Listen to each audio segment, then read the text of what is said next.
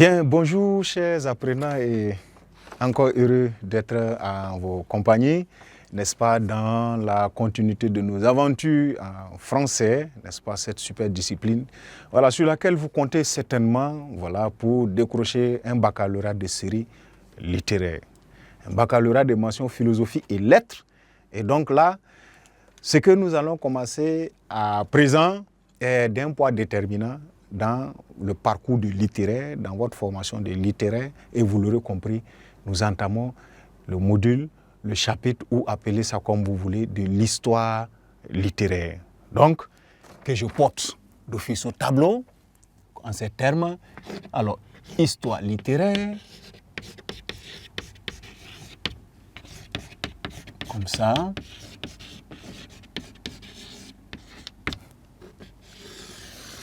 Voilà. En histoire littéraire, vous l'aurez compris, nous allons faire l'histoire quelque peu de la littérature.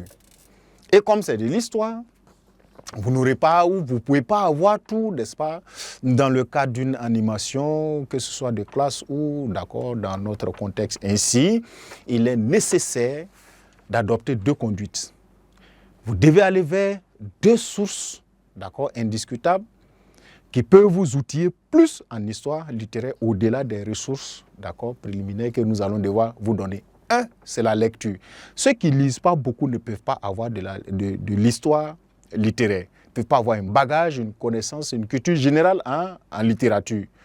Deux, les bienfaits du net sont là justement pour cela. Sur Internet, quand nous allons voir un aspect, vous avez toujours la possibilité de creuser cet aspect, n'est-ce pas, dans vos recherches personnelles sous connexion, n'est-ce pas, parfois pas à très grand prix. D'accord? Donc cela dit, en histoire littéraire, l'histoire de la littérature, comment cela se fonde, ne vous inquiétez pas, nous n'irons pas dans le contexte tel que voilà, vous le faites en CMC, connaissance du monde contemporain, histoire-géographie. Nous allons donner les bribes de connaissances nécessaires qu'il vous faut au regard de la configuration nouvelle, n'est-ce pas, des épreuves de français. Même indépendamment de cela, l'histoire littéraire s'enseignait, continue de s'enseigner, et la différence qui s'impose maintenant, elle s'évalue. D'accord? Donc ne soyez pas étonnés qu'on vous demande de donner les caractéristiques, en tout cas les productions littéraires d'un auteur. On va dire non, c'est dans le cadre de, etc. Non, la réflexion est devenue maintenant, elle s'englobe. Tout ce que vous apprenez, vous allez l'intégrer, l'appliquer dans vos productions écrites. Cela dit, comment faire l'histoire de la littérature ou de l'histoire littéraire sans peut-être s'interroger sur la littérature elle-même. Donc, vous l'aurez compris, nous allons en ce moment procéder par, d'accord, la littérature,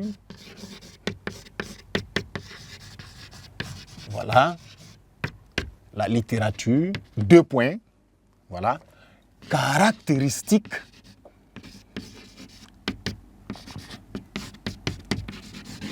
et plusieurs caractéristiques et fonctions. Voilà comment est-ce qu'il faut, ou du reste, nous allons procéder. Ça veut dire que on va d'une part se demander d'abord dans un aspect définitionnel général ce que c'est que la littérature et le caractère qui rend quelque chose littéraire et non peut-être en sciences comme vous le connaissez, en mathématiques, en algèbre ou en tout cas en SVT, en géographie. Qu'est-ce qui rend quelque chose littéraire? C'est ce que nous verrons dans les aspects de définition.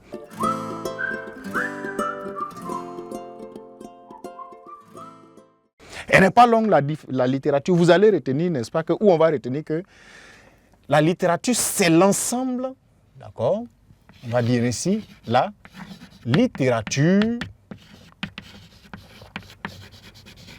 est, on va dire, l'ensemble des œuvres écrites.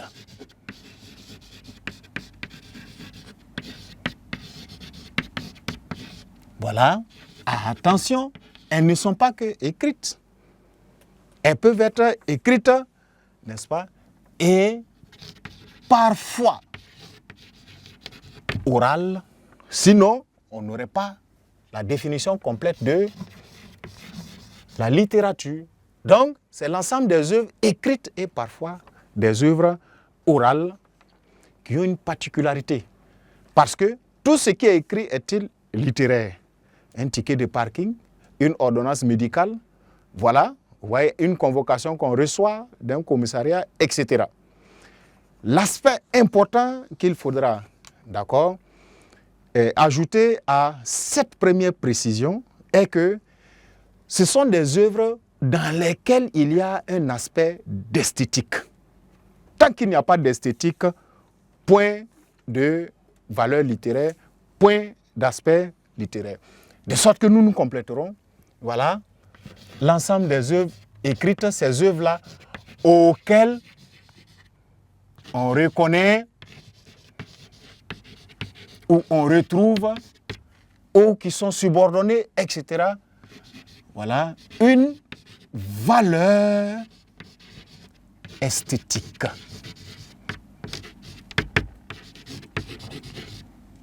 Point. Une valeur esthétique. Une valeur, d'accord, voilà. Donc, vous allez avoir une définition pareille et qui doit être la définition avec laquelle dort, se réveille, se promène, en tout cas en permanence dans la tête d'un littéraire. Vous êtes censé être les littéraires, c'est vous qui devez définir en priorité la littérature.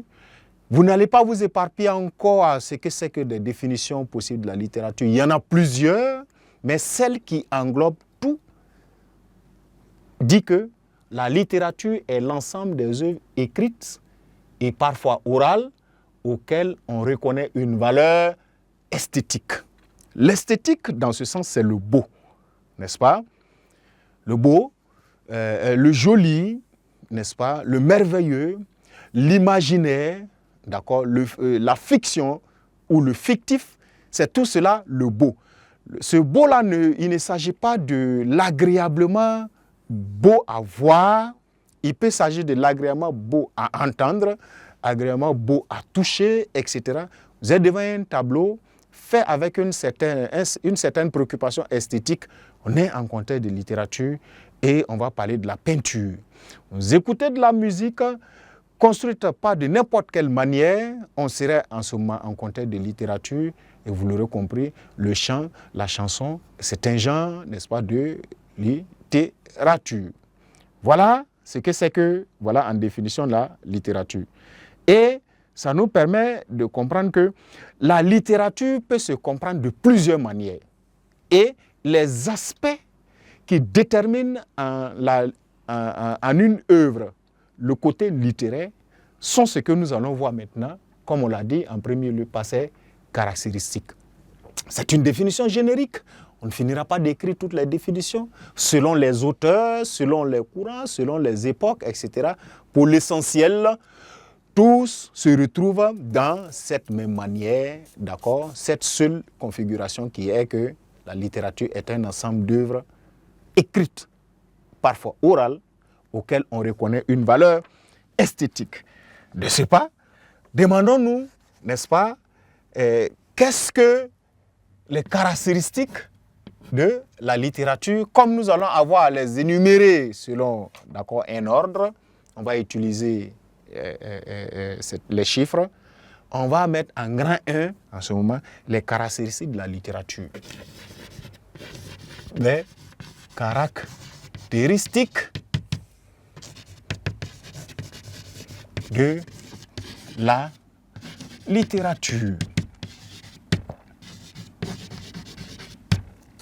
Et vous allez vous rendre compte que ces caractéristiques n'iront pas sans, d'accord, les contenus ou en tout cas tous les contours de cette définition.